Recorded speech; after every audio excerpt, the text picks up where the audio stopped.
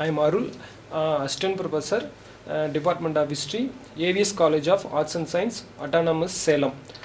இன்றைக்கி நம்ம என்ன டாபிக் பார்க்க போகிறோம் அப்படின்னு வந்து பார்த்திங்கனாக்கா ஹிஸ்ட்ரி ஆஃப் இந்தியாவில் வந்து பார்த்திங்கனாக்கா integration and reorganisation of Indian states, அதாவது நம்மளுடைய இந்திய மாநிலங்களுடைய மறு ஒருங்கிணைப்பு, அதை பற்றி நாம் வந்து இன்றைக்கி வந்து பார்க்க போகிறோம். மறு ஒருங்கிணைப்பு அப்படின்னா என்னன்னு கேட்டிங்கனாக்கா, நம்ம எல்லாருக்குமே நல்லா தெரியும், நாம் வந்துட்டு பிரிட்டிஷ் ரூலில் இருந்து நமக்கான ஃப்ரீடம் வாங்கி அதுக்கப்புறமேல தான் வந்து பார்த்திங்கன்னா நமக்கு தேவையான அனைத்து கட்டமைப்புகளையுமே வந்துட்டு நம்ம உருவாக்கணும் இல்லையா.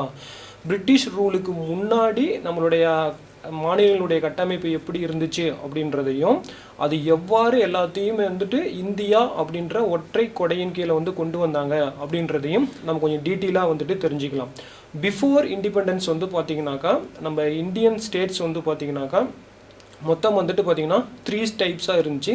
அது என்னென்ன அப்படின்றத வந்து நான் பின்னாடி வந்துட்டு சொல்கிறேன். நான் அதுக்கு முன்னாடி வந்து பார்த்திங்கனாக்கா நம்ம எல்லாருக்குமே தெரியும், நம்மளுடைய ஃபஸ்ட்டு பிரைம் மினிஸ்டர் வந்து பார்த்திங்கன்னா ஜவஹர்லால் நேரு அப்படின்னு நம்ம எல்லாருக்குமே நல்லா தெரியும்.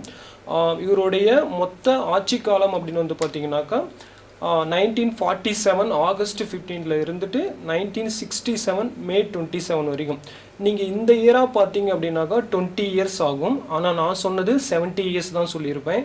அந்த 3 இயர்ஸ் கேப் என்ன அப்படின்னு வந்து பார்த்தீங்கன்னாக்கா, நாம் பிஃபோர் இண்டிபெண்டன்ஸ், அதாவது சுதந்திரத்துக்கு முன்னாடியே வந்து பார்த்திங்கனாக்கா நமக்கான இடைக்கால அரசாங்கம் அப்படின்னு இந்த கேபினெட் மினிஸ்டர்ஸ் எல்லாம் உள்ளே வந்துட்டு நமக்கான இடைக்கால அரசாங்கத்தை வந்துட்டு உருவாக்க சொல்லியிருப்பாங்க. அப்படி இடைக்கால அரசாங்கத்தை வந்து உருவாக்க சொல்லிட்டு அதனுடைய இடைக்கால பிரதமராக தான் வந்து பார்த்திங்கனாக்கா ஜவஹர்லால் நேரு அவர்களை தான் செலக்ட் பண்ணியிருப்பாங்க. ஸோ அந்த 3 இயர்ஸையும் நம்ம கால்குலேட்டில் எடுத்துக்கிட்டோம் அப்படின்னாக்கா 20 இயர்ஸ் ஆகும். ஓகேங்களா. ஃபஸ்ட்டு பிரைம் மினிஸ்டர் அவர் தான். அதுக்கப்புறமேல வந்து பார்த்திங்கனாக்கா 3 டைப்ஸ் ஆஃப் இந்தியன் ஸ்டேட்ஸ் இருந்துன்னு சொல்லியிருந்தோம் இல்லையா. அதில் ஃபஸ்ட்டு வந்து பார்த்திங்கனாக்கா பிரிட்டிஷ் இந்தியன் ப்ரொவின்சஸ் அப்படின்னு சொல்லுவாங்க. அதாவது பிரிட்டிஷாரோட டைரக்ட் மேற்பார்வையில் இருந்த பகுதிகள், இந்தியாவில் இருக்கக்கூடிய அவங்களுடைய கண்ட்ரோலில் டைரெக்டாக அவங்களுடைய மேற்பகுதியில் இருந்த பகுதிகள். ரெண்டாவது வந்து பார்த்திங்கனாக்கா சீஃப் கமிஷனர் ப்ரொவின்சஸ் அப்படின்னு வந்து சொல்லுவாங்க. அதாவது தலைமை கமிஷனர் அவங்களுடைய கண்ட்ரோலில் இருக்கக்கூடிய இருந்த பகுதிகள் அப்படின்னு நாம் வந்து சொல்லலாம். அதுக்கடுத்து வந்து பார்த்திங்கனாக்கா பிரின்சிலி ஸ்டேட்ஸ் அப்படின்னு நாம் வந்து சொல்லலாம். பிரின்சிலி ஸ்டேட்ஸ் அப்படின்னாக்கா மன்னர் மாநிலங்கள் அப்படின்னு நாம் வந்து சொல்லலாம். இப்போ இதில் இந்த 3 டைப்பாக இருந்தாங்க. இந்த 3 டைப்பாக சேர்ந்து இவங்க எல்லாரும் சேர்ந்து தான் அந்த இடைக்கால அரசாங்கம் அமைச்சாங்கன்னு நம்ம சொல்லியிருந்தோம் இல்லையா. இந்த 3 பகுதியிலையும் இருக்கக்கூடிய ரூலர்ஸ் எல்லாருமே சேர்ந்து தான் அந்த இடைக்கால அரசாங்கத்தையும் ஒன்று அமைச்சிருப்பாங்க. அதுக்கான பிரதமராகவும் நேரு அவர்களை வந்துட்டு செலக்ட் பண்ணியிருப்பாங்க. அதான் வந்து பார்த்திங்கனாக்கா இன்டீரியம் கவர்மெண்ட் அப்படின்னு நாம் வந்துட்டு இது பண்ணியிருப்போம். ஓகே, அமைச்சிட்டாங்க. அதுக்கப்புறமேல வந்து பார்த்திங்கனாக்கா 1947 வந்து பார்த்திங்கனாக்கா இந்த தனித்தனியாக இருக்கிறது எல்லாத்தையுமே வந்துட்டு ஒன்றா இணைக்கிறதுக்காக வந்து பார்த்திங்கனாக்கா ஒரு ஸ்டேட் மினிஸ்ட்ரி வந்துட்டு ஒரு அமைச்சரவையை வந்துட்டு நேரு தலைமையிலான ஒரு அமைச்சரவையை வந்துட்டு ஒன்று உருவாக்கியிருப்பாங்க. அந்த அமைச்சரவைக்கு ஹெட்டாக தான் வந்து பார்த்திங்கனாக்கா சர்தார் வல்லபாய் படேல் அவர்களை வந்து நியமிச்சிருப்பாங்க. அதாவது இந்த பிரிட்டிஷ் இந்தியன் ப்ரொவின்சஸ்ஸு, சீஃப் கமிஷனர் ப்ரொவின்சஸ்ஸு, இந்த பிரின்சிலி ஸ்டேட்ஸ் தனித்தனியாக பிரிஞ்சு கிடக்குது இல்லையா, இது எல்லாத்தையுமே இணைக்கிறதுக்காக ஒரு அமைச்சரவை வந்துட்டு ஒன்று உருவாக்குறாங்க. அதுக்கு தலைமை பொறுப்பாக தான் வந்து பார்த்திங்கனாக்கா சர்தார் வல்லபாய் படேல் அவர்களை வந்துட்டு நியமிச்சிருப்பாங்க. அதுக்கப்புறமேல வந்து பார்த்திங்கனாக்கா அதுக்கு முன்னாடி கவர்னர் ஜெனரல், நமக்கு நல்லாவே தெரியும், நம்மளுடைய லாஸ்ட் கவர்னர் ஜெனரல், அதாவது பிஃபோர் இண்டிபெண்டன்ஸ் சுதந்திரத்துக்கு முன்னாடி கடைசி கவர்னர் ஜெனரல் அவர்களும் மவுண்ட்பேட்டன் பிரபு தான். சுதந்திரத்திற்கு பிறகு இந்தியாவினுடைய முதல் கவர்னர் ஜெனரல் யாருன்னு கேட்டிங்கன்னா அவரும் மவுண்ட்பேட்டன் பிரபு தான். ஓகேங்களா. நமக்கு சுதந்திரம் கொடுக்கறதுக்கு முன்னாடி இப்போ இந்த 3 வகையான பகுதிகளாக இருந்துச்சு இல்லையா, அந்த பகுதியில் இருக்கக்கூடிய ரூல் பண்ணிகிட்டு இருக்கவங்க எல்லாத்தையுமே வந்துட்டு மவுண்ட்பேட்டன் பிரபு வந்துட்டு பார்த்திங்கனாக்கா அவங்க எல்லாத்தையுமே வந்துட்டு அழைச்சி ஒரு இணைப்பு உடன்படிக்கை அப்படின்னு நாம் வந்து சொல்லலாம். அதை பற்றி ஒருங்கிணைக்கிறதுக்காக ஒரு மீட்டிங் ஒன்று அரேஞ்ச் பண்ணார் அப்படின்னு நாம் வந்து சொல்லலாம். அது எப்போ நடக்கும் அப்படின்னு வந்து பார்த்திங்கனாக்கா 1947 ஜூலை 25 வந்து பார்த்திங்கனாக்கா அந்த இணைப்பு உடன்படிக்கை அது வந்து நடக்கும். இந்த எல்லா பகுதியில் இருக்கக்கூடிய அந்த ரூலர்ஸ் எல்லாருமே வந்து பார்த்திங்கனாக்கா அசம்பிள் ஆகியிருப்பாங்க. அப்போ வந்து மவுண்ட்பேட்டன் வந்து பார்த்திங்கனாக்கா ஒரு டிக்ளரேஷன் வந்துட்டு கொடுப்பார். அதில் என்ன சொல்லுவார் அப்படின்னு வந்து பார்த்திங்கனாக்கா ஆகஸ்ட் 15 1947 அப்புறம் வந்து பார்த்திங்கனாக்கா பிரிட்டிஷ் ரூலர்ஸ், அதாவது இங்கிலாந்து வந்து பார்த்திங்கனாக்கா இந்தியாவை விட்டு வெளியேறும், அதே நேரத்தில் வந்து இந்தியாவிற்கு வந்துட்டு சுதந்திரம் வழங்கப்படும் அப்படின்னு சொல்லியிருப்பார். இந்த சுதந்திரம் வழங்கப்படுவதற்கு முன்னாடியே தனித்தனியாக பிரிஞ்சு கிடைக்கிற இந்த பகுதிகள் எல்லாமே வந்து பார்த்திங்கனாக்கா பூலோக அடிப்படையில் வந்துட்டு உங்களுக்கு பிடித்த ஒன்று இந்தியாவுடனோ, அப்படி இல்லை அப்படின்னாக்கா பாகிஸ்தானுடைய வந்துட்டு இணையணும் அப்படின்னு சொல்லி வந்துட்டு ஒரு கோரிக்கை ஒன்று வச்சுருப்பார். அதே மாதிரி எனக்கு இருக்கிற செல்வாக்கை நான் பயன்படுத்தி இப்போ உங்களுக்கு கிடைச்சிட்டு இருக்கிற அனைத்து சலுகைகள், வசதிகள், ஆடம்பரமான வாழ்க்கை, இது எல்லாற்றுக்கும் தேவையானவற்றை வந்துட்டு நான் பேசி உங்கள் எல்லாருக்குமே நான் வாங்கி தரேன் அப்படின்னு வந்துட்டு சொல்லியிருப்பார். அதுக்கப்புறமேல வந்து பார்த்தீங்கன்னாக்கா இதுக்கு ஹெட்டாக வந்து வல்லபாய் பட்டேல் அவர்கள் இருந்தாருன்னு சொல்லியிருந்தோம் இல்லையா, அவரும் வந்து ஒரு ஸ்பீச் கொடுப்பாரு. அவர் என்ன சொல்லியிருப்பார் அப்படின்னு கேட்டிங்கனாக்கா, நம்ம ஒற்றை இந்தியாவினுடைய அனைத்து பகுதிகளிலும் வந்துட்டு எல்லாரும் வந்து ஒன்றிணையணும் அப்படின்னு வந்து அவரும் வந்து கோரிக்கை வச்சுருந்துருப்பார். அவருமே வந்துட்டு மன்னர்கள் அனுபவித்து வந்த அனைத்து சலுகைகளுமே வந்துட்டு உங்களுக்கு கிடைப்பதற்கான வழிவகை செய்யப்படும் அப்படின்னு சொல்லியிருப்பார். இந்த உடன்படிக்கையை கேட்டு மொத்தம் வந்து பார்த்திங்கனாக்கா 540க்கும் மேற்பட்ட அரசர்கள், அந்த பகுதிகள் எல்லாமே வந்துட்டு, அந்த சின்ன சின்ன பகுதிகள் எல்லாமே வந்துட்டு அந்த இணைப்பு உடன்படிக்கையில் வந்து பார்த்திங்கனாக்கா கையெழுத்திட்டுருவாங்க. அதுலேயும் குறிப்பாக வந்து பார்த்திங்கனாக்கா ஒரு 3 பகுதி மட்டும் முக்கியமாக வந்துட்டு அந்த இணைப்பு உடன்படிக்கையில் வந்துட்டு கையெழுத்திடாமல் இருந்திருப்பாங்க. அதில் ஃபஸ்ட்டு ஒன்று வந்து பார்த்திங்கனாக்கா ஜூனத்கண்டு, ரெண்டாவது வந்து பார்த்திங்கனாக்கா ஹைதராபாத்து, மூணாவது வந்து பார்த்திங்கனாக்கா காஷ்மீர். ஓகே, இந்த 3 பகுதி மட்டும் இணையாமல் இருந்திருக்கும். ஸோ இந்த 3 பகுதிகளையும் இணைப்பதற்காக வல்லபாய் பட்டேல் அவர்கள் வந்துட்டு எது மாதிரியான நடவடிக்கைகள் வந்து மேற்கொண்டார் அப்படின்னும், இந்த 3 பகுதிகளிலும் ஏன் இணையலை, அது இணையிறதுல அவங்களுக்கு என்ன பிரச்சனைகள் இருந்துச்சு அப்படின்றத பற்றி நம்ம வந்து தெரிஞ்சுக்கலாம். ஓகே, ஃபஸ்ட்டு வந்து பார்த்திங்கனாக்கா நம்ம இந்த ஜூனத்கண்ட் இணைப்பு, இந்த ஜூனத்கண்ட் பகுதியை வந்துட்டு எப்படி இணைச்சாங்க அப்படின்னு நாம் வந்து தெரிஞ்சுக்கலாம். ஜூனத்கண்ட் இந்த பகுதியை வந்து பார்த்திங்கனாக்கா அதனுடைய ரூலர், அதாவது ஆட்சி செஞ்சுட்டு இருந்த யாருன்னு கேட்டிங்கனாக்கா ஒரு நவாப், அவர் தான் வந்து ஆட்சி செஞ்சுட்டு இருந்திருப்பார்.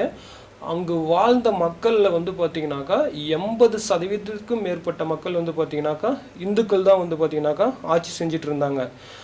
ஆனால் ரூலர் வந்து பார்த்திங்கனாக்கா ஒரு நவாப். அது மட்டும் இல்லாமல் இந்த நவாப் வந்து பார்த்திங்கனாக்கா அந்த மக்கள், அங்கே வாழக்கூடிய மக்கள் மீது பெரிய அளவில் எந்த ஒரு பற்றும் கிடையாது. அவர் ஒரு மிகப்பெரிய ஒரு அனிமல் பெட் லவர் அப்படின்னு நாம் வந்து சொல்லலாம். அதாவது தமிழில் சொல்லணும் ஒரு நாய் பிரியர் அப்படின்னு நாம் வந்து சொல்லலாம்.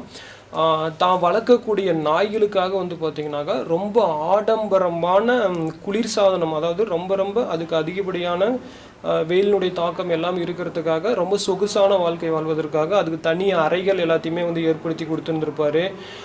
அதுக்குன்னு தனியான உயர்தர உணவுகள் எல்லாமே வந்து கொடுத்துட்டு பாதுகாத்து வந்துட்டு இருந்திருப்பார். அது மட்டும் இல்லாமல் ரொம்ப எக்ஸ்ட்ரீமாக வந்து பார்த்திங்கனாக்கா அவர் வளர்த்தன 2 நாய்களுக்கு வந்து பார்த்திங்கனாக்கா ஒரு திருமணம் ஒன்று வந்து நடத்தி வைப்பார். அதனுடைய ரோஷ்னா அந்த பாபி அப்படின்றது 2 நாய்கள், அதற்கான திருமணம் வந்துட்டு அரேஞ்ச் பண்ணுவார். இந்த திருமணத்திற்கு மொத்தமாக வந்து பார்த்திங்கனாக்கா ஒரு 1.5 லட்சம் பேருக்கு மேலே வந்து பார்த்திங்கனாக்கா இந்த திருமணத்தில் கலந்து கொண்டு இருப்பாங்க. 1947 அப்போ அந்த காலகட்டத்திலே பார்த்துக்கோங்க, 1.5 லட்சம் பேரை கூப்பிட்டு ஒரு நாயினுடைய மேரேஜை வந்துட்டு அவர் நடத்தியிருப்பார். இப்படிப்பட்ட சூழ்நிலையில் வந்து பார்த்திங்கனாக்கா யாரெல்லாம் அந்த மேரேஜில் கலந்துருப்பாங்க அப்படின்னு வந்து பார்த்திங்கனாக்கா அப்போ இருந்த செல்வந்தர்கள், நிலப்பிரபுக்கள், நிலச்சாந்தர்கள், இவங்க எல்லாருமே வந்து பார்த்திங்கனாக்கா இந்த மேரேஜில் வந்துட்டு கலந்துருப்பாங்க. இதனால் வந்து பார்த்திங்கனாக்கா மக்களுக்கு வந்துட்டு ஒரு அந்த நவாபின் மீது ஒரு வெறுப்புணர்வு வந்து ஏற்பட்டு இருக்கும். அதே நேரத்தில் இந்த ஜூனத்கந்துக்கும் பாகிஸ்தானுக்கும் இந்த பூலோக ரீதியாக ஜியாகிரபிக்கல் ரீதியாக வந்து பார்த்திங்கனாக்கா எந்த ஒரு டைரக்ட் கனெக்ஷனுமே கிடையாது. அப்படி இருந்தும் இவராக வந்து ஆட்டோமேட்டிக்காக தானாகவே வந்துட்டு நான் வந்து பாகிஸ்தானோட இணையிறேன் அப்படின்னு சொல்லி ஒரு ஸ்டேட்மெண்ட் வந்து கொடுத்துருவார். இதனால் வந்து பார்த்திங்கன்னா அந்த பகுதியில் வந்துட்டு கடுமையான வந்துட்டு ஒரு கலவரம் ஏற்பட்டுச்சுன்னு நாம் வந்து சொல்லலாம். இதில் வந்து பார்த்திங்கன்னா மக்கள் பிரச்சனைகள் செய்திருப்பாங்க, கலவரங்கள் ஏற்படும். இதனால் வந்து பார்த்திங்கனாக்கா அதை வந்து சமாளிக்க முடியாமல் வந்து பார்த்திங்கனாக்கா அவர் வந்து பாகிஸ்தான் கராச்சிக்கு வந்து தப்பிச்சு போயிடுவார் இந்த நவாப்பு. அதுக்கப்புறமேல் வந்து பார்த்திங்கனாக்கா அதற்கு அடுத்தபடியாக நவாபிற்கு அடுத்தபடியாக பதவியில் இருந்தவர் வந்து பார்த்திங்கனாக்கா நம்ம இந்திய அரசாங்கத்துக்கு வந்து ஒரு கோரிக்கை வந்து வச்சுருப்பார். அதை தொடர்ந்து வந்து பார்த்திங்கனாக்கா நம்மளுடைய இராணுவம் வந்து பார்த்திங்கனாக்கா நம்முடைய அரசாங்கம் அங்கே போய் அங்கே இருக்கின்ற கலவரங்கள் எல்லாத்தையுமே வந்துட்டு அடக்கி ஒரு சுமூகமான ஒரு சூழல் வந்து ஏற்பட்டு இருக்கும். அதற்கு பிறகு வந்து பார்த்திங்கனாக்கா முறைப்படி பொதுமக்களினுடைய வாக்கெடுப்பு எடுத்து இந்தியாவினுடன் முறையாக வந்து இணைச்சிருப்பாங்க. இது வந்து ஜூனத்கந்தோடைய இணைப்பு முறை. Next slide. அடுத்தது வந்து பார்த்திங்கனாக்கா ஹைதராபாத்தோட இணைப்பு. இந்த ஹைதராபாத்தோட இணைப்பு எப்படி இருந்துச்சு அப்படின்னு வந்து பார்த்திங்கனாக்கா இதனுடைய ரூலர் வந்து பார்த்திங்கனாக்கா நிசாமே. இங்கேயும் வந்து பார்த்திங்கனாக்கா மோர் தென் 20 மில்லியன் பீப்புள் வந்து பார்த்திங்கனாக்கா ஹிந்துஸ் தான். ரொம்ப மினிமம் 3 மில்லியன் பீப்புள் தான் வந்து இஸ்லாமிய மக்கள் இருந்திருப்பாங்க. இவர் வந்து நான் யாரு கூடயுமே இணையலை அப்படின்னு சொல்லியிருப்பார். அது கூடவே வந்து பார்த்திங்கனாக்கா ஒரு 1 இயருக்கான அக்ரிமெண்ட் இந்தியன் கவர்மெண்ட்டோட 1 இயருக்கான அக்ரிமெண்ட் போட்டிருப்பார். இதுவுமே மவுண்ட் பேட்டன் பிரபுனுடைய ஒரு வற்புறுத்தலின் பேர் தான் ஒரு 1 இயருக்கான அக்ரிமெண்ட் வந்து போட்டிருப்பாரு. அக்ரிமெண்ட் போட்டதுக்கு அப்புறமேல வந்து பார்த்திங்கனாக்கா அந்த அக்ரிமெண்ட்டை மீறுறதுக்கான நிறைய நடவடிக்கைகள் ஈடுபடுவார். அதாவது உள்நாட்டிலேயே வந்துட்டு இராணுவத்தை வந்து பலப்படுத்துறது, இந்தியாவிற்கு அகென்ஸ்டாக சைனா பாகிஸ்தான் கூட வந்து நட்புறவு மேற்கொள்கிறது அப்படின்ற நடவடிக்கைலாம் ஈடுபட்டு இருந்தார். அதே நேரத்தில் ஹைதராபாத்தை வந்து இந்தியா தாக்குனுச்சுனாக்கா ராசகர்கள் அப்படின்னு அவங்க வந்து ஒரு தனி ஒரு டெரரிசம் டீம்னு சொல்லலாம், அவங்க வந்து நமக்கு சப்போர்ட் பண்ணுவாங்க அப்படின்னு வந்து நினச்சிட்டு இருந்திருப்பார். அதே நேரத்தில் பிரதமர் வந்துட்டு இதை வந்து சாஃப்டாக ஹேண்டில் பண்ணுன்னு நினச்சிருப்பார். ஆனால் படேல் அவர்களை வந்துட்டு முள்ளால் தான் எடுக்கணும், இராணுவ தீர்வு தான் அதற்கு சோர்ஸ் அப்படின்னு சொல்லி இருந்திருப்பாரு. அதாவது இந்தியாவிற்கு அகென்ஸ்டான நிறைய நடவடிக்கையில் ஈடுபட்டுட்டு வந்திருந்ததுனால அங்கே வந்துட்டு இராணுவ தீர்வு ஏற்பட்டு இந்தியாவுடன் வந்து இணைக்கப்பட்டுச்சு. அது லாஸ்ட் ஒன்று வந்து பார்த்திங்கனாக்கா ஜம்மு காஷ்மீரோட இஷ்யூ என்னன்னு நமக்கு எல்லாருக்குமே தெரியும். நான் ரொம்ப ஷார்ட்டாக வந்து சொல்லிடுறேன். இது 2 பகுதியிலையும் வந்து பார்த்திங்கனாக்கா ரூலர் வந்துட்டு இஸ்லாம், மோர் தென் இந்துஸ் வந்து அதிகம். ஜம்மு காஷ்மீரில் வந்து பார்த்திங்கனாக்கா முஸ்லீம்கள் அதிகம். ஆனால் வந்து ரூல் பண்ணது வந்து பார்த்திங்கனாக்கா ஒரு ஹிந்து அரசர் ஹரிசிங் அப்படின்றவர் வந்து ஆட்சி செஞ்சுட்டு இருந்திருப்பார். இங்கேயும் அதே மாதிரி ஒரு சிக்கல் தான். பாகிஸ்தான் வந்துட்டு உள்ளே வந்து பார்த்திங்கனாக்கா கைப்பற்றியிருப்பாங்க. அந்த இந்து அரசர் ஹரிசிங் வந்துட்டு இந்தியாவிடம் உதவி கேட்டிருப்பார். அதுக்கு வந்து பார்த்திங்கனாக்கா முறைப்படி வந்துட்டு பத்திரத்தில் வந்துட்டு இணையாமல் வந்துட்டு எங்களால் உதவி செய்ய முடியாது, இந்த ஒரு வாய்ப்பை பயன்படுத்திக்கிட்டு நாம் கேட்டு அவர் வந்துட்டு இணையறதா வந்துட்டு சைன் பண்ணி கொடுத்துருப்பாரு. அதுக்கப்புறம் இந்தியனுடைய ஆர்மி வந்துட்டு அங்கே போயிட்டு பாகிஸ்தானுடைய இராணுவத்தை வந்துட்டு தடுத்து நிறுத்தி அனுப்பியிருப்பாங்க. இப்போ வரைக்கும் பாகிஸ்தான் கைப்பற்ற அந்த ஆசாத் காஷ்மீர் அப்படின்ற அந்த ஒரு பிரச்சனை இருக்கு இல்லையா, அது பாகிஸ்தானுடைய ஆக்கிரமிப்பு பகுதி அப்படின்னு நாம் வந்து சொல்லுவோம். அந்த பகுதி வரைக்கும் உள்ள வந்திருப்பாங்க. அதனால் அந்த பகுதி வந்து இன்றளவும் பாகிஸ்தானுடைய கட்டுப்பாட்டில் இருக்குது. இந்த பகுதி தான் இந்தியாவிற்கும் பாகிஸ்தானும் இருக்கக்கூடிய ஒரு நீண்டகால பிரச்சனை. Thank you so much.